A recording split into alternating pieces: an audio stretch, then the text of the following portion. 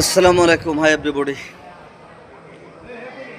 সবাই কেমন আছেন? Like, share, follow, subscribe. এলাকার মানুষ আমরা আমরা করি না, যাক করেন না করেন সেটা সাবজেক্ট না, কারণ এটা আমার without business, this is my passion. আমি সব করে ফেসবুক চালাই, ইনকামের জন্য না। সবাইকে ধন্যবাদ। শাহপীর কল্লা শীত রহমতুল্লাহ দরবার শরীফ, এটা হচ্ছে মিনার।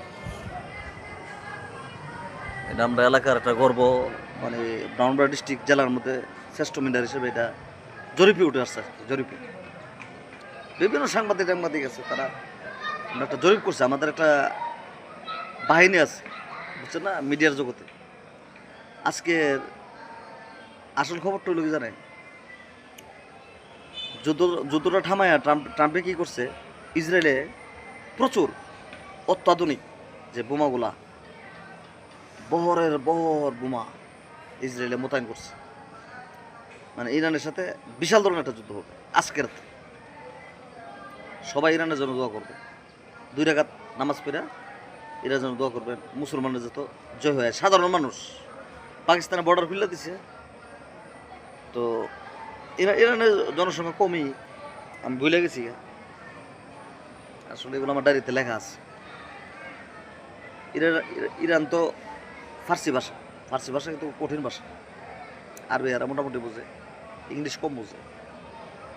ওই দেশের মানুষ আছে না, 20 বছরের 25 বছর হয়ে গেলে চলবে কে জায়গা। কিতাব আছে, একটা দাড়ি পেকে গেল মানে তোমার মৃত্যু ঘন্টা বেজে গেল। দেখবেন ইরানের যত সোলজার আছে, যত ব্রিগেডিয়ার যারা যুদ্ধ পরিচালনা করতেছে, এআরজিসি, তাদের সবটি চুল পাকা। তাহলে বোঝা গেল তারা মৃত্যু নিয়ে ঘুরে। জন্মটা যদি আমার ইরান হইতো, ওই যুদ্ধতে যদি শহীদ দিতে পারতাম, জান্নাত। কোন দেশে জন্ম নিলাম?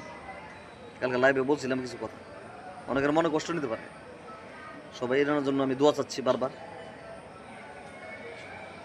ইরানে যে বাস পাখিগুলো বাইর করছে, পারমাণবিক বোমা যে ইউরেনিয়াম আছে, ইউরিয়াম যেটাকে বলা হয়, কি বলা হয়, ইউরিয়াম, হ্যাঁ ইউরিয়াম,